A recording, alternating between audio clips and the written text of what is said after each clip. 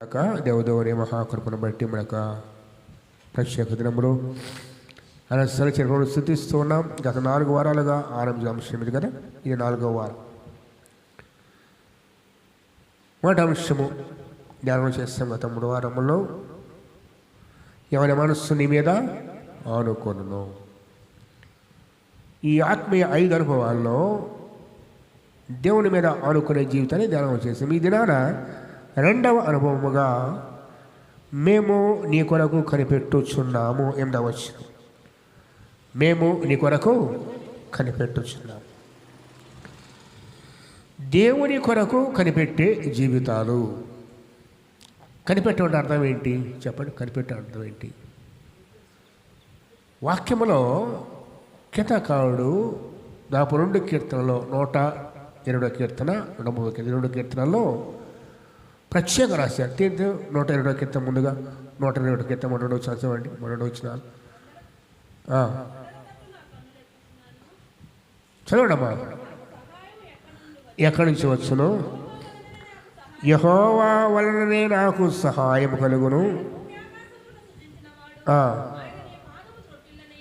ఆయన భూమి ఆకాశము కొండలతో నాకు కళ్ళు తెచ్చున్నాను. నాకు సహాయము ఎక్కడ నుండి వచ్చు? ఎక్కడి నుంచి వస్తుంది సహాయము? యెహోవా వలననే. అలాగే 130వ కీర్తన 6వ వచనం చూస్తే మనకు మాట చదివి వాక్యానికి వెళదాం. కావలి వారు ఉదయము కొరకు కనిపెట్టుట కంటే ఎక్కువగా నా ప్రాణము ప్రభు కొరకు. కొంచెంట దాసికనులు తన యజమాని రాని చేస్తున్న దాసికనులు యజమాని చేస్తున్నారు. కనిపెట్టుట క్రైస్తవ జీవితంలో ఇది ఒక ఆధ్యాత్మికమైన శ్రేష్టమైన అనుభవం. ఇది ఈనాడు దేవుని కృప కోసం, ఆయన సహాయం కోసం కనిపెట్టేవారు తక్కువ. సౌకర్యాలు పెరిగిపోయాయి, ప్రపంచం చాలా విస్తరించింది అన్ని రీతులుగాను. దేవుని కోసం కనిపెట్టేవారు తగ్గిపోయారు పూర్తిగా కూడా, సంఘాల్లో కూడా విశ్వాసంలో కూడా. దాసుడు దాసి ఈ 2 మాటలు జ్ఞాపకం చేసుకుంటే, దాసుని కన్నులు తన యజమాని చేతి తట్టును, దాసి కన్నులు తన యజమానురాలి చేతట్టు. మనకు అలా ఇటువైపు చూడాలంట, దేవునికి వైపు చూడాలి. దాసుని అర్థం ఏంటి తెలుస్తుంది? ఆనాడు ఈ వాక్యభాగం రాబడే కాలంలో దాసులుగా అమ్మబడేవారు, కొనుక్కున్నవారు వారి ముద్రను ఆ వ్యక్తి మీద, వీపు మీద కానీ భుజం మీద కానీ వేస్తారు. ఒక ముద్ర, ఇదిగో ఇతడు నా సొత్తు, నేను కొన్నాను అని. అలాగే క్రీస్తు ప్రభు వారు తన స్వరక్తం ఇచ్చి మనం కొన్నప్పుడు, రక్షణ పొందినప్పుడు పరిశుద్ధాత్మ చేత మనం ముద్రించాడు. దేని చేత? పరిశుద్ధాత్మ చేత. మన మీద ఆయన ముద్ర ఉంది. కాబట్టి ఇక మీదట మనం ఎన్నడూ కూడా దేవుని తప్ప మరి దేనిని ఆశ్రయింపకూడదు. అందుకు ఎవరు అంటాడు, ఎవడు 2 యజమానులను సేవించలేరు. 2 యజమానులని సేవించలేరు. ఆ 2 ఎవరు? దేవుడు, సిరి. సిరి అంటే ఒక ధనమనే కాదు, లోక సంబంధం కూడా సిరితో సంబంధం. ఏ వ్యక్తి కూడా 2 యజమానులు సేవింపలేడు.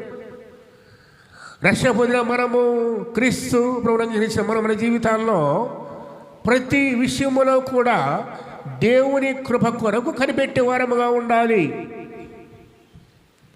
మన పట్ల దేవుని ఉద్దేశం అది. అటువారిని బట్టి సంతోషించే దేవుడు ఆయన. ఈ రోజున మనం ఎలా కనిపెడుతున్నామో వాక్యం ద్వారా సరిచేయబడదాం. ఒకసారి రూతు గ్రంథానికి వెళితే 2వ అధ్యాయం, రూతు గ్రంథం 2వ అధ్యాయంలో ఓ చక్కని మాట కనిపెట్ట గురించి రాయబడి ఉంటుంది. అక్కడ రూతు ఎవరేమే? ఏ దేశస్తున్నారు చెప్పడమా? మోయాబీయురాలు. తర్వాత ఎవరి కోడలు? నయోమి. అతనితో పాటుగా వచ్చేసింది రెండవ అధ్యాయము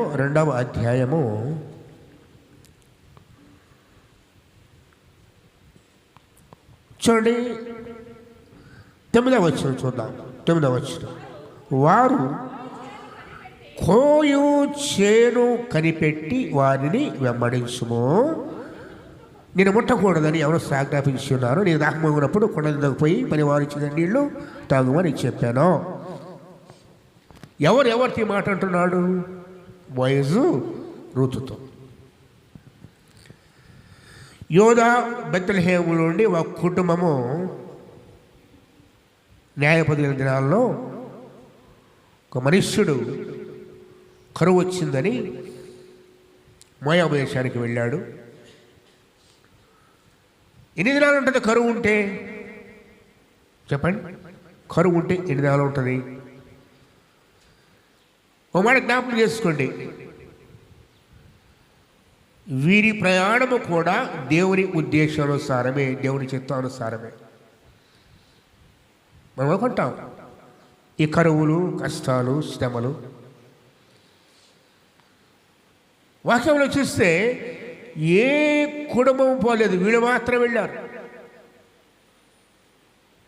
కదా. నయోమి, ఆమె భర్త, వీళ్ళు మాత్రం వెళ్ళారు. వెళ్ళిన వారు 7 ఏళ్ళు 6 ఏళ్ళు కలిపి రాలేదు.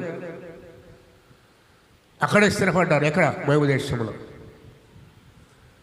చివరికి నయోమి భర్తను కోల్పోయింది, కుమారుడు పెళ్ళిళ్ళు చేసింది అక్కడ వారినే, కుమారుడు కోల్పోయింది.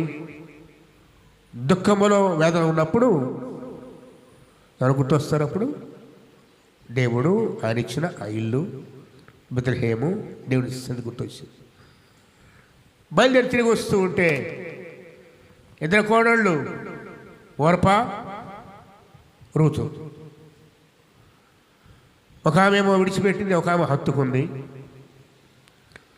రూతు యొక్క తీర్మానం చూసుకుంటే ఎందుకు దేవుడు ఈమెను దర్శించాడు, కృప చూపాడు, దావీదు మహారాజుకు అవ్వగా మారింది అని ఆలోచిస్తే ఆమె యొక్క తీర్మానం అది. చూడండి, రూతు గ్రంథం 3వ అధ్యాయం చూసినట్లయితే 3వ అధ్యాయము 13 ఒక్క నిమిషం 16వ వచనం. అందుకు రూతు, నా వెంబడి రావద్దనియు నన్ను విడిచిపెట్టమనియు నన్ను బతిమాలుకోవద్దు, నీవు వెళ్ళు చోటుకే నేను వచ్చేదను, నీవు నివసించు చోటనే నేను నివసించెదను, నీ జనమే నా జనము, నీ దేవుడే నా దేవుడు, నీవు మృతి పొందే చోట నేను మృతి పొందేదను, అక్కడనే పాతి పెట్టబడిదను, మరణము తప్ప మరి ఏదైనను నిన్ను నన్ను ప్రత్యేకించిన ఎడల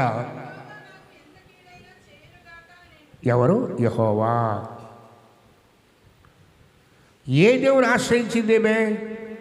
యెహోవా దేవుని. అన్యురాలే, మోయాబీయురాలు, విగ్రహారాధికురాలు నయోమి జీవితాన్ని చూసి దేవుని దగ్గర రాబట్టబడింది. అత్త ద్వారా దేవుడు గుర్తెరిగింది. అందుకే నీ దేవుడే నా దేవుడు. అందుకే బోయజ్ అంటాడు, యెహోవా రెక్కల క్రిందకు సురక్షితంగా ఉండడానికి వచ్చావు కదా. ఎందుకని దయ చూపుతున్నావంటే నీ అత్తగా చేస్తున్నా నేను విన్నాను, నువ్వు యెహోవా రెక్కల కిందకు వచ్చావు అంటాడు. చూడు ఎంత శ్రేష్టమైన సాక్ష్యము ఆమె తీర్మానము. తన తల్లిదండ్రులు విడిచిపెట్టి తన స్వదేశాన్ని విడిచి తన అత్తతో పాటుగా కొత్త దేశానికి వచ్చింది. అది బెత్లెహేము, దేవుని దేశం. అది దేవుడు కనిపెట్టి చూసే దేశం. అది దేవుడు వాగ్దానం చేసే దేశం. అది వచ్చిన తర్వాత అద్భుత రీతిగా పొడిచిమోడుతుంది ఆమె. 2వ అధ్యాయము మనం వచ్చి చూద్దాం. నయోమి పెనిమిటికి బంధువుడు ఒకడు ఉండేను. అతడు చాలా ఆస్తిపరుడు. అతడు ఎలీమెలకు వంశపు వాడై ఉండెను. అతని పేరు బోయజు. మోయాబీయుడైన రూతు, నీ సెలవైన ఎడల నేను పొలములోనికి పోయి ఎవరి కటాక్షము పొందగలనో వాని వెనుక పరిగె ఏరుకొందును. ఈ పరిగె అనే మనకు అర్థం తెలుసు మీకు? ధర్మశాస్త్రములో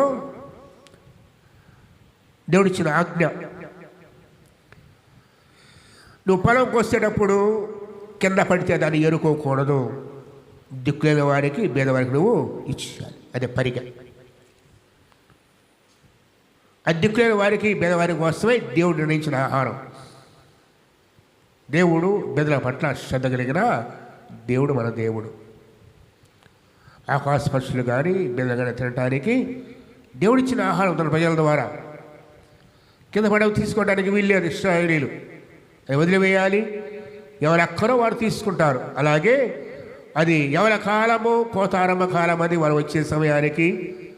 అందుకే ఈ రూత్ అంటుంది, నేను వెళ్ళి పరిగె ఏరుకుంటాను, ఎవరి కటాక్షం పొందుతానో. ఎందుకంటే కొంతమంది తోలేస్తారు, వారి పొలం ఏరుకునేవారు. ఎవరి కటాక్షం పొందుతానో వారి పొలంలో పరిగె ఏరుకుంటాను బయలుదేరి వెళ్ళి అనుకున్న రీతిగా తన అత్త యొక్క బంధువైన బోయజు పొలంకే వచ్చింది. వచ్చి పరిగెరుకుంటూ ఉంది చూడదేతో. ఆమె వెళ్ళి పొలంలోనికి వచ్చి చేను కోయి వారి వెనుక పొలములో ఏరుకున్నాను. ఆ పొలములో ఆమె పోయిన భాగము ఎలీమెలకు వంశమైన బోయజుది. ఇదంతా దేవుని ప్రణాళిక. ఆమె తెలుసా బోయజు పొలం అని తెలియదు కదా. ప్రభు నడిపింపది. వెళ్ళింది, పరిగెరుకుంటుంది. యజమానుడు వచ్చాడు. యజమానుడు వచ్చి తన సేవకులు ఎవరు పలకరిస్తున్నారు చూడండి. బోయజు యొక్క భక్తి జీవితాన్ని. బోయజు బెత్లెహేము నుండి వచ్చి ఏమన్నాడమ్మా? ఎవరితో? కూలివారితో. తన పొలములో పనిచేసే కూలివారితో భోజన పరమిస్తూ ముందుగా యెహోవా మీకు తోడై ఉండునుగా కన్నాడు. చేను కోయేవారు చెప్పగా యెహోవా నిన్ను ఆశీర్వదించునుగాక. ఎలా ఉన్నాయి పలకరింపులు చెప్పండి. భోజనం ఉంటున్నాడు, యెహోవా మీకు తోడై ఉండునుగాక. పనివారు, యెహోవా నిన్ను ఆశీర్వదించునుగాక. ఎవరి మాటలు ఇవి? అందుకే వాక్యం మాట, తన భక్తులు మాట్లాడుకుంటుండగా యెహోవా ఏం చేస్తారంట? చెవియొగ్గి ఆలకిస్తారు. ఏ మాటలు ఇవే? ఇటువంటి మాటలు దేవుని మహిమార్థమై దేవుని స్తుతించి కనిపించే మాటలు కదా ఇవి. అందుకే మన సంభాషణ, మన మాటలు, మత స్వాతంత్ర మాట, మనుషులు పలికే వ్యర్థమైన ప్రతి మాట గురించి విమర్శించడం దేవునికి లెక్క అప్పగించాలి. ఏదైనా మరి విమర్శ దినం. భోజన మాట దానికి జవాబు. విమర్శ పనివారు కూడా దైవ భక్తి కలిగిన ప్రజలు. బోయజు పనివారు. తర్వాత అప్పుడు బోయజు కోయివాని మీద ఉంచబడిన తన పనివాడిని చూచి, ఈ చిన్నది ఎవరు అడుగగా, కోయివాని మీద ఉంచబడిన పనివాడు, ఈమె మోయాబు దేశము నుండి నయముతో కూడా తిరిగి వచ్చిన మోయాబీయురాలైన యవనురాలు అని. ఆమె, నేను కోయివారి వెనుకను పనుల మధ్య ఏరుకొని కూర్చుకుంటకు దయచేసి నాకు సెలవుమని అడిగాను. అడిగిందా లేదా? పొలములో అడుగు పెట్టే ముందు వాస్తవానికి అది వారి హక్కు, పేదల హక్కు. కానీ రూతు పనివారి మీద అధికారిగా ఉంచబడ్డ ఆ దాసు దగ్గరికి వెళ్ళి అనుమతి తీసుకొని పనిగా ఏరుకొనుచుండెను. అంతే కదా? ఎవరు అనుమతి చెప్పండి? ఆ పొలం మీద పనిచేసే పనివారి మీద అధికారి అనుమతి తీసుకుని, నా దగ్గర అనుమతిని తీసుకుంది. తర్వాత ఆమె వచ్చి ఉదయం మొదలుకొని ఇది వరకు ఏరుకొనుచుండెను. కొంతసేపు మాత్రము ఆమె ఇంట కూర్చుండని వాడు చెప్పాను. అత్తతో పాటు బెత్లెహేముకు వచ్చింది. అత్త వృద్ధాప్యంలో ఉన్నది. ఆమెను పోషించడానికి ఒక కుమార్తెగా ప్రయాసపడుతూ ఉంది. ఎవరు? ఋతు. అప్పుడు బోయజ్ అంటాడు చూడదైతో, అప్పుడు బోయజ్ ఋతుతో, నా కుమారి, ఇది మనము, నా కుమారి నా మాట వినుము, వేరొక పొలములో ఏరుకుంటకు పోవద్దు, దీన్ని విడిచిపోవద్దు, ఇచ్చట నా పనికత్తుల యొద్ద నిలకడగా ఉండము, వారు కోయు చేను కనిపెట్టి చాలు వారిని వెంబడించు. కనిపెట్టుట. రూతు బ్రతకాలి అంటే, ఆ కష్టకాలములో కుటుంబము పోషింపబడాలి అంటే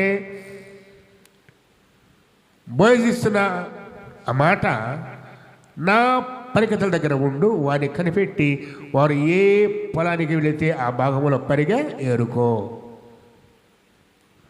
ఎవరిచ్చిన కృప ఇది కదా? కనిపెట్టుట. కనిపెట్టే వారికి కలిగే దీవెనలు, కనిపెట్టే వారికి కలిగే సమృద్ధి, కనిపెట్టి వెంబడించే వారిని పోషించే దేవుడు.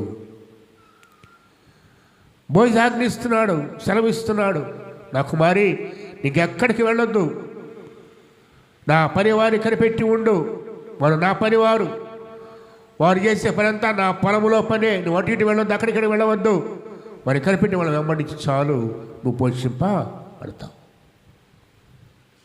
ఎంత శ్రేష్టమైన అర్థం ఉంది కదా. ఇది నాకు జ్ఞాపకం చేస్తున్నాను. దేవుడి కోసం కనిపెట్టేవారు కూడా ఇలాగే కదా, అటు ఇటు చూడక, వేరొక వాటిని ఆశింపక,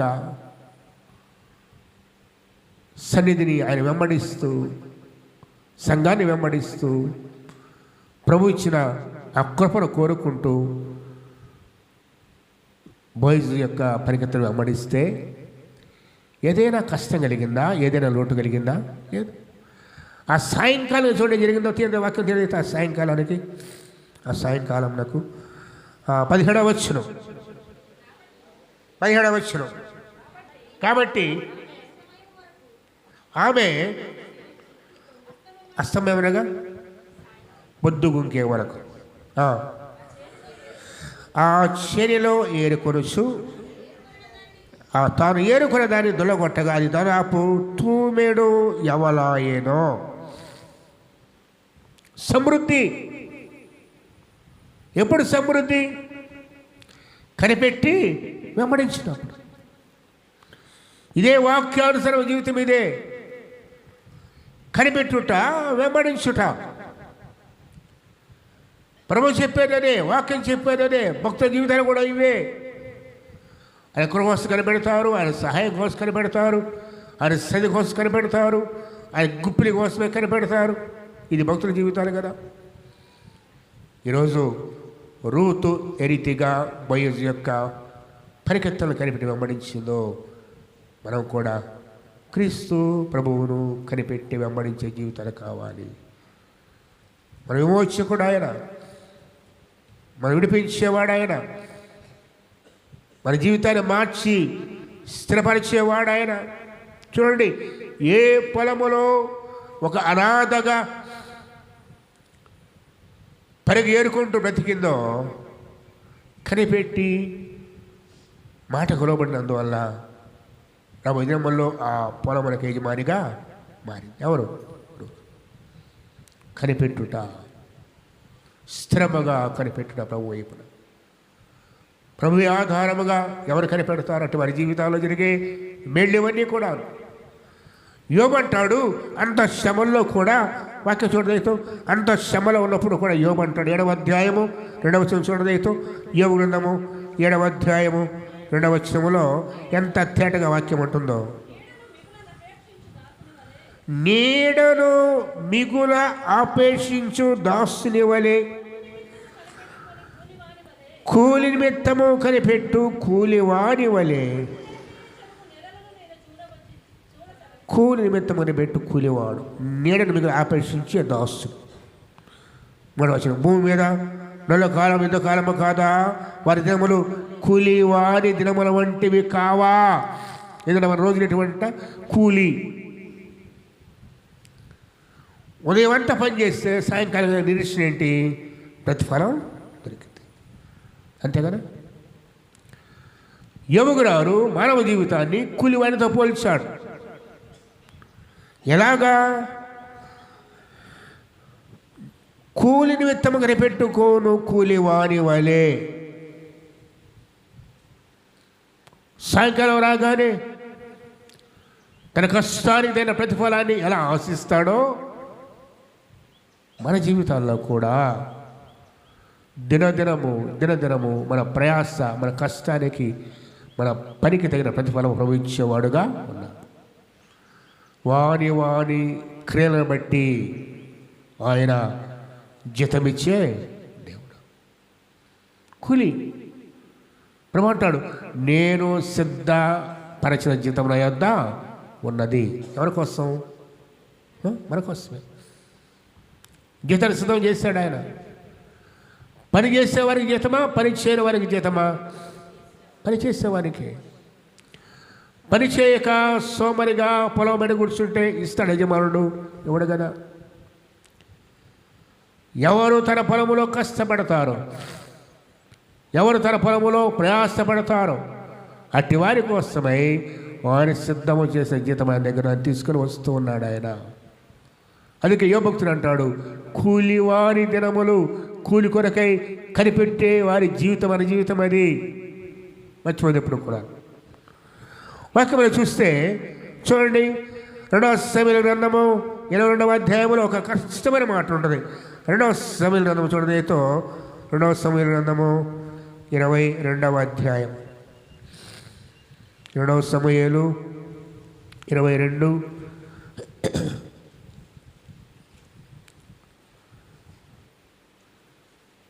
సౌలు చేతుల నుంచి విడిపించినప్పుడు చెప్పాడు కీర్తన ఇది. 22లో ఒక ప్రత్యేకమైన మాట, 42వ వచనం చూద్దాం. వారు ఎదురు చూతురు కానీ రక్షించేవాడు ఒకడును లేకపోవును. వాక్యం మాట ఏంటి? కనిపెట్టుకో, కాపాడుతున్నాడు కదా. ఇక ఏమంటున్నాడు దావీదు? వారు యెహోవా కొరకు కనిపెట్టుకొనినను ఆయన వారికి ప్రత్యుత్తరము ఇయ్యకుండును. ఏంటి మాట? వాక్యం ఉంటుంది, కనిపెట్టుకో, యెహోవా కోసం కనిపెట్టుకో, యెహోవా కోసం ఎదురు చూడు, జవాబిస్తాను. ఇక్కడ దావీదు పాడే అనుభవం చూసినట్లయితే వారు ఎవరి గురించి మాట చూడండి. ఎవరి గురించి మాట? కొంచెం ముందుకు వెళితే అది అధ్యాయము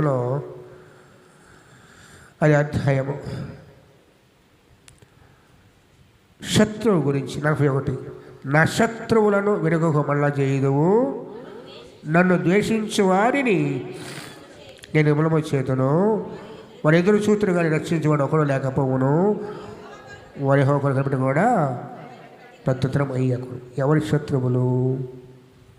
దేవుని శత్రువు. ఎవరి పక్షాన దావీదు యుద్ధమాడుతున్నాడు? దేవుని పక్షాన, దేవుని ప్రజల పక్షాన. అంతే కదా. ఎప్పుడో సంఖ్యాకాండములో మోషే కాలములో అమాలేకీయులు ఇశ్రాయేలు చేసిన దాన్ని బట్టి దేవుడు సౌలు రాజు కాలములో తీర్పు ఇచ్చాడు.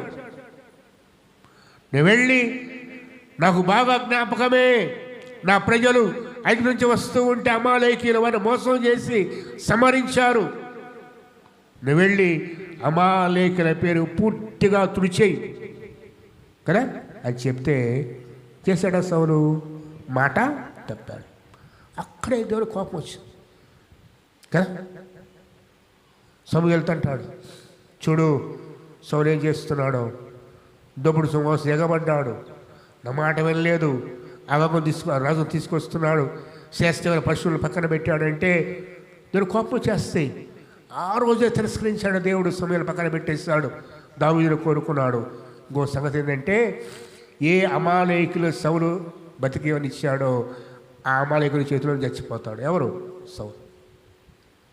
తెలుసా? అమాలేకీయుడే కొండ మీద పడి ఉంటే ఆత్మహత్య చేసుకున్న సౌలు తన కత్తి మీద పడి కొనవ పుడుతూ ఉంటే పిలిచి చంపమంటే అమాలేకుడి చేతిలోనే చస్తాడు. ఎవరు కనిపెడితే వినడు ఆయన.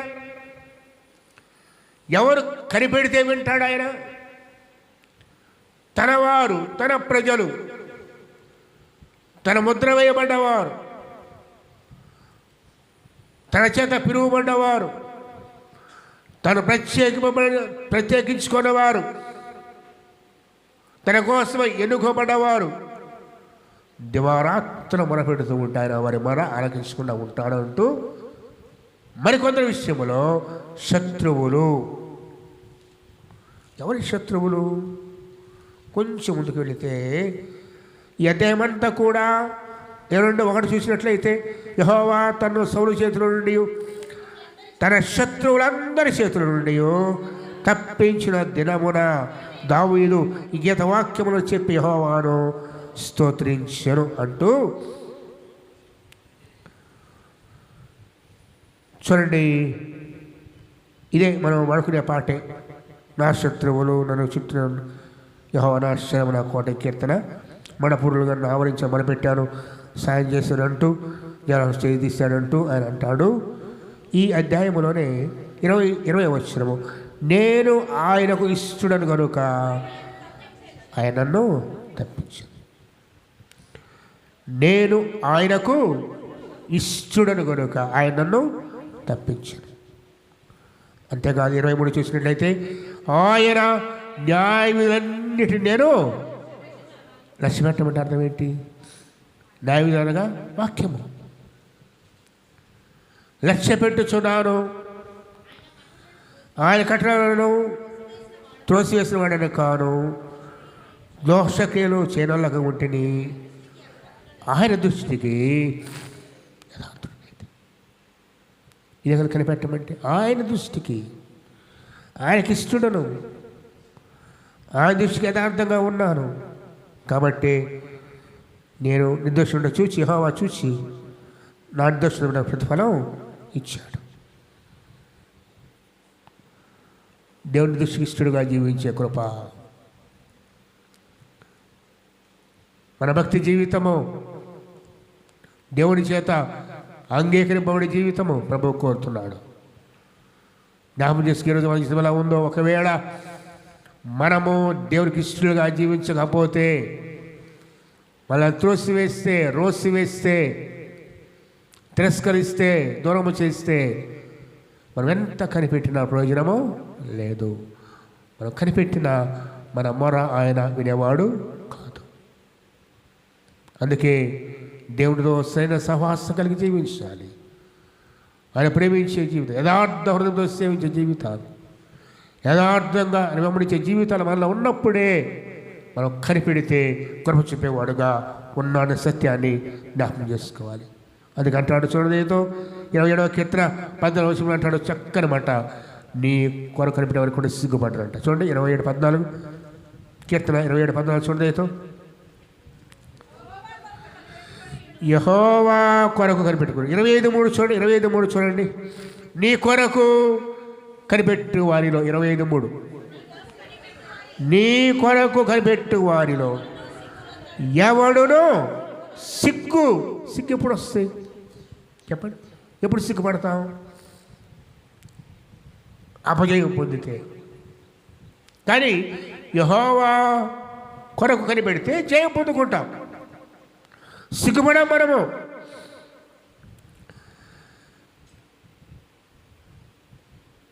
రెండవ రాజుల్లో 32వ అధ్యాయంలో 11వ వచనం చూడండి. 2వ రాజులు 37:11 చూడండి వాక్యం ఉంటుందో. 2వ రాజులు 31:11 క్షమించండి.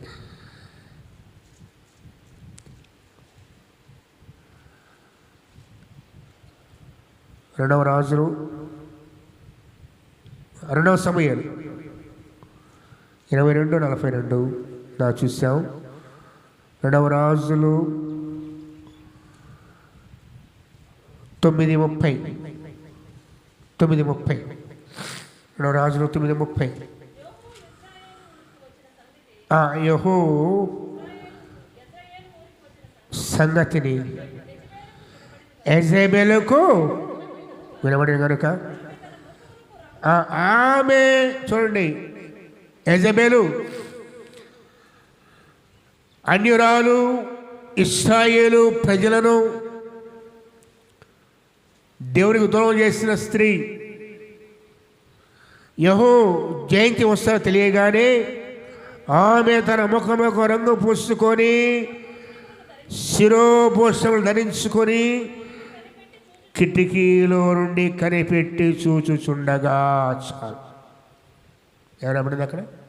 ఇప్పటిదాకా యెహోవా కొరకు కనిపెట్టుగా వారు ధన్యులు, వారు సిగ్గు పడరు అని ఈయన మాటలు వింటే, ఇక్కడ యెజెబెలు, క్రొత్తలో కూడా యెజెబెలు ఉంది కదా, ప్రాణంలో కూడా యెజెబెలు ఉంది కదా. యెజెబెలు అనే స్త్రీ ఉండనిచ్చుచున్నావు అంటాడు సంఘాలతో. యెజెబెలు విగ్రహారాధనకు, దేవుని సంఘాల్లో, దేవుని కూడికల్లో వ్యర్థ ఆచారాలు తీసుకొచ్చిన స్త్రీ. తను వస్తూ తన గృహదేవతలు తీసుకువచ్చింది రాజ్యానికి. ఈమె కనిపెట్టుకుంది ఎవరి కోసం? యెహూ కోసం. ఈ యెహూ ఎవరు? తన భర్తను చంపొస్తున్నాడు. యెహూ ఇశ్రాయేలు ఊరికి వచ్చిన సంగతి యెజెబెలు కనబడిన కనుక ఆమె తన ముఖముకు రంగు పూసుకొని శిరోభూషణము ధరించుకొని కిటికీలో ఉంచి కనిపెట్టి చూస్తుండగా యెహూ గుమ్మము ద్వారా ప్రవేశించను. ఆమె అతను చూచి, నీ యజమానిని చంపినవాడా, జిమ్ని వంటి వాడా, సమాధానంగా వస్తున్నావా అని అడిగింది. అడిగితే చూడండి ఏమన్నాడు అక్కడ, తల ఎత్తి కిటికీ తట్టు చూచి నా పక్షమందున్న వారెవరు అడగగా 2-3 ప్రచారం తొంగి చూశారు. దీని కింద పడద్రోయమని చెప్పగా వారు దాని కింద పడదోసి రక్తంలో కొంత గుర్రం మీద చిందారు. గుర్రముల చేత తొక్కించాడు. తర్వాత లోపల పోయి అన్నం పుచ్చుకొని శవరస్తు కాబట్టి చేయమన్నాడు. ఏలియా ద్వారా చెప్పిన మాట ఇదే. ఈ యెజెబెలు ఎవరు? యెజెబెలు ఆహాబు భార్య. ఈ శాపం ఎప్పుడు వచ్చింది చూడండి, చెప్పండి, ఎప్పుడు వచ్చింది? నాబోతు యొక్క ద్రాక్ష తోటలో ఉన్నప్పుడు దేవుడిచ్చిన తీర్పు కదా, దేవుడిచ్చిన తీర్పు. అన్యాయం చేత రాణి అయ్యుండి కూడాను, అహాబు రాజు అయ్యుండి కూడాను పేదవాడి పొలం ఆశించి అతని మీద నింద మోపి చంపి పొలమును ఆక్రమించి ఆ పొలములో ఉండగా ప్రభుత్వం వెళ్ళాడు. వెంటనే తెలుసు, వెళ్ళు, అహము కలుసుకో, నాబోతు ద్రాక్ష తోటలో ఉన్నాడు. ఎక్కడ నాబోతు రక్తాన్ని కుక్కలు నాకయ్యో, మీ రక్తం కూడా అక్కడే కుక్కలు నాకుతాయి. ఈమె అనుకోసం కనిపెట్టింది. మన మనసు పొందిందా? లేదు. పశ్చాత్తాపడిందా? లేదు. చివరిదాకా అదే బ్రతుకు. ప్రవక్తలు ప్రకటించినప్పుడు, ప్రవక్తలు బోధించినప్పుడు, దేవుడు హెచ్చరించినప్పుడు జీవితాలు మార్చుకోకపోతే, వ్యర్థమైన వాడి కోసం కనిపెడితే యెజెబెలు జ్ఞాపకం చేసుకోండి, అదే మన ముగింపు కదా. యెజెబెలు జీవితం గొప్ప హెచ్చరిక. భర్తను చంపి వస్తూ ఉంటాయి. యెహూ సింగారించుకొని తల ముఖానికి రంగు వేసుకొని శిరోభూషణం ధరించుకొని ఎదురు చూస్తూ ఉంది, కనిపెట్టి అందరూ సమాధానంగా వస్తున్నావా? యెహూ రోషం గలవాడ యెహోవా పక్షాన నా పక్షం ఉన్నవారు ఎవరైనా కానీ 2-3 పరివర్తనకు చూడగా ఆమె కిందకు తోసివేయని చెప్పగానే పయనించి అంతపురం పెంచి కింద తోసివేయగా కింద పడి తల పగిలి చనిపోయి. అంత మాత్రం కాదు, గుర్రముల చేత ఆమెను తొక్కించాడు. ఎవరికోసం కనిపెట్టింది? ఎవరితో సమాధాన పడాలి? దేవునితో సమాధాన పడకుండా ఈరోజు నీవు నేను సమాధానపడుతున్న దేవునితోటి మన పాపముల చేత అతిక్రమముల చేత దేవుడు దూరమైపోయి ఆయన ఆశ పెడుతూ దేవుని దృష్టికి దూరంగా మనం ఉన్నప్పుడు దేవుడితో సమాధాన పడకుండా, దేవుడితో మన జీవితాలు సరిచేయబడకుండా తాత్కాలిక సమాధానం కోసం చూసిన పరిస్థితి ఏంటి? యజమాని జీవితమే కదా. కనిపెట్టింది కానీ కనిపెట్టకూడని వారి కోసం కనిపెట్టింది. ఆ కనిపెట్టిన వారే ఆమె మృత్యు అయ్యాడు, ఆమె చావు కదా. మనం చెప్పాలంటే తన చావు కోసం కనిపెట్టింది, అంతే కదా. మంచి చేసుకుంది అనుకుంది, యెహోవాని బ్రతకొచ్చు అనుకుంది, కానీ తన చావు అని అర్థం కాలేదు. నేను జ్ఞాపకం చేస్తున్నాను, మన జీవితాల్లో మనం కనిపెట్టేవి నీకు మేలుకరమైనవేనా, ఆశ్చర్యకరమైనవేనా? రూతు వలె బోయజు పరికెత్తలు వెంబడించి కనిపెట్టే జీవితం మనలో ఉందా? లేదు యెజబెలు వలె యెహూ లాంటి మన కోసం కనిపెట్టే జీవితాల చావు కోసం ప్రశ్నించుకొకసారి. కనిపెట్టుట యెషయా మన వాక్యం అంటే చూడండి, యెషయా ఏముంటుందో చూడండి. మన మూల వాక్యంలో చూసినట్లయితే ఎంత తేటగా వాక్యం రాయబడిందో. యెహోవా నీ తీర్పుల మార్గమున నీ వచ్చుచున్నావని మేము నీ కొరకు కనిపెట్టుచున్నాం. మరొక మాట, మనల్నేమో దేవుడి కోసం కనిపెట్టమన్నాడు, దేవుడు కూడా మనం కనిపెట్టి చూస్తాడు. ఎవరమ్మా? యోబు గ్రంథము 34వ అధ్యాయం తీయడంతో, యోబు 34 తీయడం ఒకసారి. యోబు గ్రంథము 34వ అధ్యాయము 21వ వచనం. ఆయన దృష్టి నరుల మార్గముల మీద ఉంచబడి ఉన్నది, ఆయన వారి నడకలన్నీయు. ఎవరు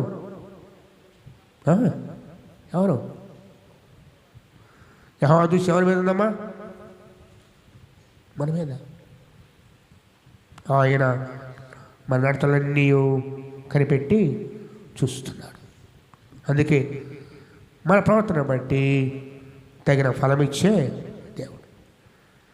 మేలు చేసిన వారికి మేలు, కీడు చేసిన వారు తీర్పు. కొంతమంది కదా మృతులు లేపబడతారు, మేలు చేసిన వారేమో మేలు పొందుతారము, కీడు చేసిన వారు తీర్పు పొందడానికి లేపబడతారు. ఎందుకు? ఆయన మన నడతలు కనిపెట్టి చూచే దేవుడు. కనిపెట్ట మనమే కాదు, మన ఉద్యోగం కోసం కనిపెట్టే కాదు, ఆయన కూడా మనలను కనిపెట్టి చూస్తున్నాడు. ఈ కనిపెట్టిన రెండు విధాలుగా ఉన్నవి. దేవుడు కనిపెట్టేదేమో మన మేలు కోసం కాదు, మనల్ని ఆశించి కాదు, మన నడవడిక సరిగా ఉందా లేదని కనిపెట్టి చూస్తున్నాడు ఆయన. మనమైతే ఆయన కృప కోసం కనిపెట్టాం. దేవుడు కనిపెట్టేదేమో మనం సరిగా ఉన్నామా లేదని పరిశీలించి చూస్తున్నాడు. మనమైతే ఆయన సహాయం కోసం కనిపెడుతున్నాం, ఎదురు చూస్తున్నాం. ఇది విశ్వాస జీవితం. ఎప్పుడు మన మనసులో ఉండాలి ఒకే ఒక నిరీక్షణ, ఇదిగో నా దేవుడు నన్ను చూస్తున్నాడు, నా దేవుడు నా మాటలు వింటున్నాడు, నా దేవుడు నా ప్రవర్తన చూస్తున్నాడు, నా దేవుడు నేను చేసే పని చూస్తున్నాడు. ఈ పని, ఈ క్రియ, ఈ తలంపు, ఈ మాటలు, ఈ ఆలోచన దేవునికి ఇష్టమా కాదా అని పరిశీలించుకొని దేవుని చిత్తాన్ని జరిగించే జీవితాలు జరిగించువారే ఆయనకి ఇష్టలు. ఇది ఆయనకి ఇష్టమైన జీవితము. ఆయన చిత్తాన్ని కనుగొని మన జీవితంలో ఏది మేలుకరమో గుర్తెరిగి దాన్ని వెంబడించి అనుసరించి వారి పట్ల ఆయన కృప బహు విస్తారముగా ఉంటుందని జ్ఞాపకం చేస్తున్నాను. కనిపెట్టుట. యోబు గ్రంథము చూసినట్లయితే 32వ అధ్యాయములో ఇంకో మాట ఉంటుంది. యోబు గ్రంథం 32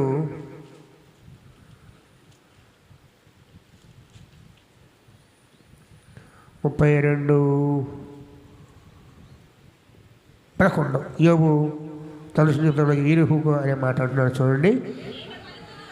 ఏమీ పలుకుదుమా అని మీరు యోచన చేస్తుండగా నేను మీ మాటల కొరకు, ఎవరి మాటలకు వస్తుంట, ఎవరైనా యోబుడి చేతుల మాటలు వింటా ఉన్నాడు. యోబు మాట్లాడితే తాను నీతిమంతుడని తన గురించి తన సాక్షి చెప్పుకున్నాడు యోబు. అయితే మధ్యలో ఉన్నాడు ఒక ఆయన, ఈయన మాట్లాడుతున్నాడు ఏమని మాట వచ్చి చూడండి. యోబు తన దృష్టికి తాను నీతిమంతుడైనట్లున్నాడు, ఆ ముగ్గురు మనుషులు తెలుసుకొని అతనికి బతుకుతున్నామో చెప్పలేదు. అప్పుడు రామ వంశస్థులను భుజునగు బరకీయుల కుమారుడు ఎలీహు యోబు దేవుని కంటే తానే నీతిమంతుడైనట్లుగా చెప్పుకొని చూచి అతని మీద బహుగా కోపగించెను అని ఏమని పెట్టాడు ఎలీహు. అయితే చివరికి వీరందరి మాటలు వ్యర్థమైన మాటలను దేవుడు కొట్టేస్తాడు కదా. మనం కూడా ఈ ఎలీహు వలె మనుష్యుల మాటల కోసం పెట్టుకుంటాం. ఎవరి మాటలు, ఎవరి ఉద్దేశాలు, మనుషులు. ఇదిగో సమస్య కలిగితే మనం వాళ్ళ దగ్గరికి వెళ్ళి వాళ్ళ ఆలోచన తీసుకోవాలి, వాళ్ళ సలహా. మనుష్యుల మాటల కోసం పెడతాం. మరి విశ్వాసి ఎవరు సలహా తీసుకోవాలంటారు, ఎవరిని అడగాలి? ఓ మాట చెప్తున్నారు. ఈరోజు మనకు దేవుని మధ్య క్రీస్తు వారు మధ్యవర్తిగా ఉన్నాడు. క్రీస్తు అనే నరుడు మధ్యవర్తి. ఆయన ద్వారా ఎప్పుడైనా మనం ఆయన సన్నిధికి చేరగలం. క్రీస్తు ప్రభు ద్వారా ప్రతి విన్నపాన్ని, ప్రతి విజ్ఞాపన ప్రభువుకు దేవునికి చేరజేయగలం. ఆయన ద్వారా పరిశుద్ధాత్మ దేవుని ద్వారా జవాబుని పొందుకోగలము. కాబట్టి ఇక మీదట మనము మనుష్యుల ముందు జరుగు, కొంచెం ముందు జరగము అనుకోవద్దు. నిజమా ఉండాలి, ముందుకు జరిగితే ముందుగా చెప్తున్నాను. మనం ఎట్టి పరిస్థితుల్లో కూడా మనుష్యుల ఆలోచన కొరకు, మనుష్యుల మాటల కొరకు కనిపెట్టకూడదు. ముగ్గురు స్నేహితులు మాట్లాడారు, మాట్లాడి వింటా ఉన్నాడు. ఇరువు అనే వ్యక్తి యవనస్తుడు విని అంటున్నాడు, మీరేం చెప్తారా అని కనిపెడుతున్నారు, మీరు జవాబు చెప్పలేదని ఇష్టం వచ్చినట్టు మాట్లాడతాడు. మాట్లాడితే దేవుడు ఏమంటాడు తెలుసా? చూడదైతో 38వ వచనము. అప్పుడు యెహోవా సుడిగాలిలో నుండి ఇలాగూ యోబు ప్రతించను, జ్ఞానము లేని మాటలు చెప్పి ఆలోచన చెరుపుతున్న వీడెవడు? ఎవరంట వీడెవడు? ఎవరి గురించి? ఇందాక నాడే నీ మాట కోసం పెడతాను ఎలీహు, వాడి గురించి అన్నాడు దేవుడు. ఏమన్నాడు చూడండి అయితే. అప్పుడు యెహోవా సుడిగాలిలో నుండి ఇలాగునా యోబు ప్రత్యక్షను, జ్ఞానము లేని మాటలు చెప్పి. ఏ మాటలు అవి? జ్ఞానము లేని మాటలు చెప్పి ఆలోచన చెరుపుతున్న వీడెవడు? ఎవరి గురించి? ఎలీహు గురించి. కనిపెట్టి మీ అందరూ మాటలు విన్నారు, నేను చెప్తున్నాను మాట్లాడుతూ ఉంటే ప్రభు అంటాడు, అసలు వీడెవడం? బుద్ధి అయిన మాటలు మాట్లాడుతూ ఉన్నాడు. మనకు అలాంటి మాటలు కావాలి కదా, జ్ఞానం లేని మాటలు కావాలి. దేవుని మాటలు అక్కర్లేదు నీకు నాకు. దేవుని ఉద్దేశం కోసం కనిపెట్టే జీవితాలు లేవు. దేవుని చిత్తాన్ని మనసారా వెతికే జీవితాలు, దేవుని కృప కోసమై ఎదురు చూసే జీవితాలు మన లేకుండా పోతూ ఉన్నాయి. అంతా మన సొంత ఉద్దేశాలు, మన మాటలు, ప్రక్కవారి మాటలు, మన బంధువులు, స్నేహితులు, ఇరుగు పొరుగు వారు, మన దృష్టిలో ఎవరు జ్ఞానవంతులో వారి ఆలోచన. వాటి ప్రభు అంటాడు, బుద్ధి లేని జ్ఞానము లేని మాటలు. నేను జ్ఞాపకం చేస్తున్నాను, దయతో నేను జ్ఞాపకం చేస్తున్నాను. ప్రభువారు ఆరోహణమైపోతూ శిష్యులకు ఆజ్ఞిస్తాడు. ఏమని చెప్పండి, ఏమిస్తాడు ఆజ్ఞ? యోహాను సువార్త ఏంటి ఒక్కసారి? యోహాను సువార్తలో చివరి అధ్యాయంలో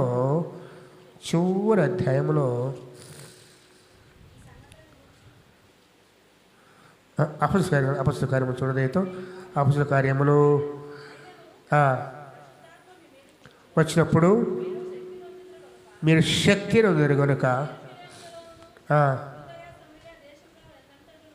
4వ వచనం, ఆయన వారిని కలుసుకుని ఇలాగ ఆజ్ఞాపించను, మీరు యెరూషలేము నుండి వెళ్ళక నా వలన వినిన తండ్రి యొక్క వాగ్దానము కొరకు కనిపెట్టుడి. ఏం చెప్పాడు? మీరు వెళ్ళి సమస్త దర్శనం చేయడం చెప్పాడు కదా, కానీ నేను వెళ్ళిపోతున్నా కదా, అంటే వెళ్ళొద్దు. నేను వాగ్దానం చేశారు. ఏంటది? పరిశుద్ధాత్మ దేవుడు. ఆ వాగ్దానము పొందే వరకు కూడా ఏం చేయాలా? కనిపెట్టండి. ఎక్కడ పోవడానికి లేదు. 10 రోజులు ఆ మేడ గదిలోనే కనిపెడుతూ ఉంటే పెంతెకొస్తు పండుగ దినమున 50వ రోజున పరిశుద్ధాత్మ దేవుడు దిగి వచ్చాడు. ఒకవేళ వారు కనిపెట్టకుండా పేతురు కానీ పౌలు గారు కానీ అపొస్తలులందరూ కూడాను, పేతురు యోహానులందరూ కూడాను వెళ్ళిపోతే క్రీస్తులాగే చంపబడేవాళ్ళు. ధైర్యం ఉండేది కాదు. భయపడి దాక్కునేవాళ్ళు. ప్రభు ఎవరు ఎరగరనేవాళ్ళు. ఎప్పుడైతే పరిశుద్ధాత్మ దేవుని పొందుకున్నారో, శక్తిని పొందుకున్నారో, సాక్షులుగా జీవించారు. కనిపెట్టడం వలన. కనిపెట్టిన ప్రయోజనం తెలుసా మీకు? కనిపెట్టిన ప్రయోజనం తెలుసా మీకు? చూడండి, వాకున్నమాట అది అధ్యాయంలో చూసినట్లయితే అది అధ్యాయంలో వారు కనిపెడుతూ ఉన్నారు. 2వ వచనం, అప్పుడు వారు ఒలీవల వనమడమిన కొండ నుండి యెరూషలేము తిరిగి వెళ్ళిరి ఉన్నది. వారు పట్టణంలో ప్రవేశించి తాము బస చేయుచున్న మేడ గదిలోనికి ఎక్కి వెళ్ళిరి. వారెవరనగా పేతురు, యోహాను, యాకోబు, ఆంద్రేయ, ఫిలిప్పు, తోమ, బర్తలోమయి, మత్తయి, అల్ఫై, యాకోబు, జెలోతనబడిన సిమోను, యోదాను వారు. వీరందరూ వీరితో కూడా కొందరు స్త్రీలను యేసు తల్లి అయిన మరియయు. వెంటనే కనపడ్డారు సహోదరులు. ఎక్కడ? ప్రభువు సిలువ వేయబడి తిరిగి లేచిన తర్వాత, ఆరంభమైపోయిన తర్వాత వెంటనే ఆయన సహోదరులను ఏక మనస్సుతో ఎడతెగక ప్రార్థన. కనిపెట్టమంటే ఏంది? ప్రభు ఏం చెప్పాడు? మీరు కనిపెట్టాడు అన్నాడు. వీళ్ళు ఏం చేస్తున్నారు? ఏక మనస్సుతో ఎడతెగక ప్రార్థన. అంటే దేని ద్వారా కనిపెట్టాలి? ప్రార్థన ద్వారా. కనిపెట్టమని అర్థం ఏంటి? ప్రార్థన చేయి. ఓర కొంచెం తినటం కాదు. కనిపెట్టమంటే తన కాలంలో సాయం చేస్తాడులే, మాట ఇచ్చాడు కదా అంటాం కాదు. కనిపెట్టమంటే ఆలస్యం చేయటం కాదు. కనిపెట్టమంటే కేవలం ఎదురు చూస్తూ తిరగటం కాదు. వీళ్ళందరూ మెడగదిలోనికి వెళ్ళి ఏక మనసుతో ప్రార్థన చేయుచుండిరి. ఇది కనిపెట్టమంటే. ప్రభు వాగ్దానం చేశాడు. ఆ వాగ్దానం కావాలి. ఆ వాగ్దానం కోసం కనిపెట్టాలంటే ఏం చేయాలి మనం? ప్రార్థన. ఎలాంటి మనస్సుతో? ఏక మనస్సుతో. అర్థమైందా? కనిపెట్టమంటే ఎవరికొండ పడిపోయి చూడటం కాదు, తలపైకి చూడటం కాదు. ఎడతెగక ప్రార్థన చేయటం. ఏక మనసుతో విశ్వసించి, అందరూ విశ్వసించి. ఏక మనసు అంటే అందరూ ఒకే మాట మీద. ప్రభు చెప్పాడు, కనిపెట్టమన్నాడు. ఆయన వాగ్దానం ఇస్తాడు. ఆ వాగ్దానం కోసం కనిపెట్టారు. పంపాడు ప్రభు. బలమైన అగ్ని జ్వాలల వంటి గాలి 4 ఇవ్వబడ్డాయి. వారి మీద ఒక్కొక్కరి మీద వాలై వారందరూ ఆత్మశక్తితో నింపబడ్డారు. ఎప్పుడు వచ్చింది అది? కనిపెట్టినప్పుడు. కనిపెట్టకపోతే ఏమయ్యేది చెప్పండి? ఒకవేళ కనిపెట్టకుండా వాళ్ళు మెడగదులు లేకుండా బయట ఉంటే,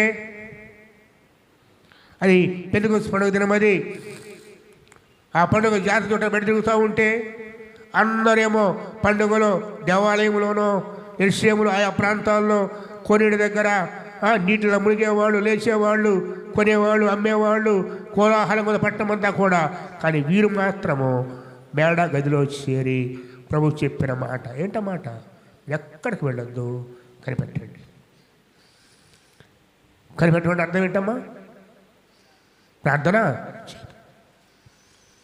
కనిపెట్టమంటే ప్రార్థనే, ఇంకా వేరే ఒకటి కాదు. ఎదురు చూడటం కాదు, ప్రార్థిస్తూ ఎదురు చూడాలి, ప్రార్థిస్తూ ఎదురు చూడాలి, ప్రార్థిస్తూ ఆశించాలి, ప్రార్థిస్తూ స్తుతించాలి. అంతేగాని ఈ కనిపెట్టడానికి నువ్వు రేయింబగళ్ళు మేలుకొని ఉండ ప్రయోజనం లేదు. ప్రార్థన చేయకుండా 20 ఏళ్ళు 30 ఏళ్ళు ఎదురు చూస్తున్న ప్రయోజనం లేదు. ప్రార్థన చేయకుండా ఇస్తాడు లేదనే కాలంలోనే కాదు, నువ్వు ప్రార్థిస్తూ ఉండాలని వాక్యం జ్ఞాపకం చేస్తుంది. ప్రభువు చెప్పాడు, కేవలం మీరు కనిపెట్టాడు అన్నాడంటే మీరు వెళ్ళి ప్రార్థన చేస్తూ ఉన్నారు. 2వ అధ్యాయం వచ్చిన చూడదైతో 2వ అధ్యాయం వచ్చిన పెంతెకొస్తు పండుగ దినమున వచ్చినప్పుడు అందరూ ఒక చోట కూడి ఏం చేస్తున్నారు? నీలాగనలాగా అల్లచిల్ల మాటలా చెప్పండి. ఏం చేస్తున్నారు? అంత ముందుగా ప్రార్థన చేసే జీవితం అది. అందరూ ఒక చోట కూడి ఉండేరి అందరూ. అప్పుడు వేగముగా వీచి బలమైన గాలి వంటి ఒక ధ్వని ఆకాశము నుండి అకస్మాత్తుగా ఇలంతా ఉండెను. మరియు అగ్ని జ్వాలల వంటి నాలుకలు వేగమడి వారి కనబడి వారి ఒక్కొక్కరి మీద వాళ్ళగా అందరూ పరిశుద్ధాత్మతో నిండిన వారై ఆత్మ వారికి కలిగించిన శక్తి కొలది అనే భాషతో మాట్లాడా సాగిరి. చూడండి ఎంత కనిపెట్టే వారి కోసమై వచ్చిన కృప. ఎప్పుడైతే ఈ శక్తిని పొందుకున్నారో అదే అధ్యాయము 14 వచ్చిన అయితే పేతురు లేచి నిలిచి చాలు. అంతకుముందు దాక్కునేవాడు కదా, అంతకుముందు భయపడేవాడు. ఎప్పుడైతే పరిశుద్ధాత్మ శక్తిని పొందుకున్నారో వారి జీవితంలో మార్పది. ఎరగిన వాడైతే ఆ క్రీస్తు కోసం ప్రాణం పెట్టడానికి ముందుకు వచ్చారు. మనం ఏం చేస్తామో తెలుసా? పరిశుద్ధాత్మ పడ్డం అంటే మన ఉద్దేశంలో భాషలో మాట్లాడటము, ఎగరటము, హడవుడు చేయటము. వాక్యం ఉంటుంది, దేవుడు అల్లరి కర్త కానే కాదు. మరి ఏం మార్పు ఉంది చెప్పండి? ఏం మార్పు ఉంది? స్వార్థ చెప్తున్నారా? శాశ్వత ఇది ఉండదు. వీరు పరిశుద్ధాత్మ నింపడ్డ వాళ్ళు సాక్షులయ్యారు. పరిశుద్ధాత్మ వరాన్ని దేవుడు ఎందుకు ఇస్తాడంటే ఆయన కోసం వాడటానికి. క్లియర్గా 3వ అధ్యాయం చూడండి. 3వ అధ్యాయము 8వ వచనం. ఆయనను పరిశుద్ధాత్మ మీ మీదకి వచ్చినప్పుడు ఏం పొందుకుంటారంట? శక్తి. మరి ఆ శక్తిని ఏం చేయాలి ప్రభువా? కనుక మీరు యెరూషలేము, యోదయ, సమరయ దేశమంతటను నాకు సాక్షులై ఉందరు. చాలు. పరిశుద్ధాత్మ దేవుని మనం పొందుకున్నప్పుడు, పరిశుద్ధాత్మ దేవుని చేత మనం శక్తిని పొందుకున్నప్పుడు ఆ శక్తి ఎందుకు వాడాలి అంటే ఆయన సాక్షిగా బ్రతకడానికి. అంతే కదా వాక్యానుసార జీవితం ఇది. యోహాను సువార్త 16వ అధ్యాయంలో ప్రభు చెప్పిన మాట. యోహాను సువార్త 16వ అధ్యాయంలో ప్రభువారు ఆ రాత్రి ఎంత తేటగా మాట్లాడతాడంటే శిష్యులతోటి. 16వ అధ్యాయము 13వ వచనం 13. అయితే ఆయన అనగా సత్య స్వరూపైన ఆత్మ వచ్చినప్పుడు మిమ్మును సర్వసత్యములోనికి నడిపించిన కనుక ఆయన తనంతట తాను ఏమీ బోధింపక వేటిని వినును వాడిని బోధించి తెలియజేయను.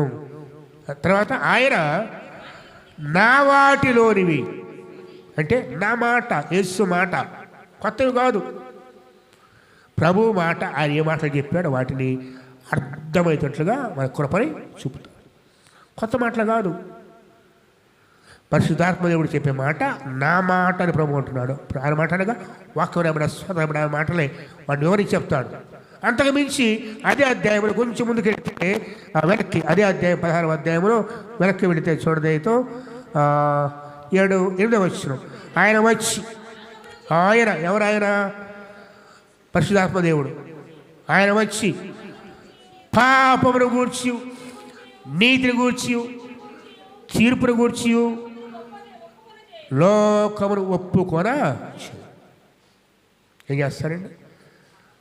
పరిశుద్ధాత్మ నీలో ఉంటే నీలో ఉన్న పాపాన్ని ఒప్పింపజేస్తాడు, దేవుని నీతిని ఒప్పింపజేస్తాడు, తీర్పుని జ్ఞాపకం చేస్తాడు. ఎవరు చేసే పని ఇది? ఇవేమి లేకపోతే అవి పరిశుద్ధాత్మ కార్యములు కానే కావు. కనిపెట్టుట, ఎందుకోసం కనిపెట్టాలి? కనిపెట్టమంటే ఎదురు చూస్తూ ప్రార్థన చేయటం. కనిపెడుతున్నావు ఈ రోజున? కనిపెడుతున్నావు ఈ రోజున? ఇది రెండవ ఆత్మీయ ఇది. మొట్టమొదటిది ఏంటి? ఆయన మీద ఆడుకోవటం. రెండవది ఆయన కోసం కనిపెట్టగా ప్రార్థిస్తూ, ప్రభా సహాయం చేయండి, ప్రభా కృప చూపండి, ప్రభా కనికరించండి, ప్రభా బలపరచునైనా, ప్రభా నీ సాక్షిగా వాడుకోనైనా, ప్రభా అభిషేకించినైనా, ప్రభా నీ సొత్తుగా మార్చు తండ్రి, ప్రభా నీ ప్రేమతో నింపయా, ప్రభా నీ ఆత్మతో నింపునైనా, ప్రభా నా జీవితకాలం అంతా నీ కోసం బ్రతకాలి తండ్రి. మన ప్రార్థనలు అవంటే ఎప్పుడైనా కూడా మోకరిస్తే మనము, మన కుటుంబము, బిడ్డలు, అక్కరలు, సమస్యలు, కన్నీరు.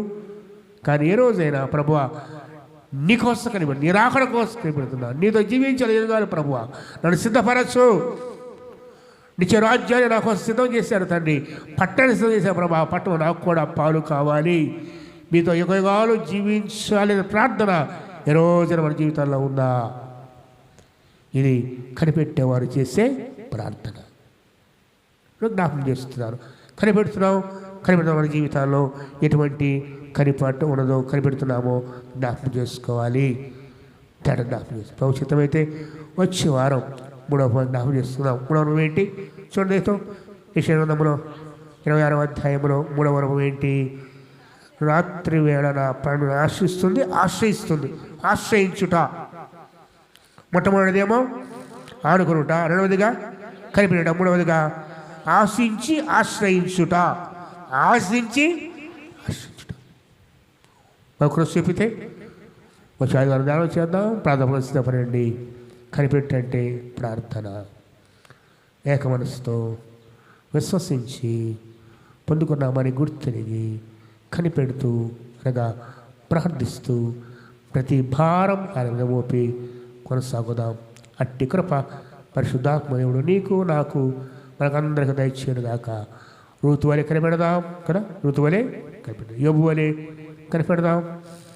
యజ్బేల్ లాంటి కనిపెట్టడం కాదు, అది ప్రభు చిత్తాన్ని గుర్తుంది కనిపెడదాం. శిష్యుల వలె ప్రార్థనాపూర్వకంగా పరిశుద్ధాత్మ కొరకు, ఆయన బలం కొరకు, ఆయన శక్తి కోసం కనిపెట్టి ఆయన సాక్షులుగా జీవిద్దాం.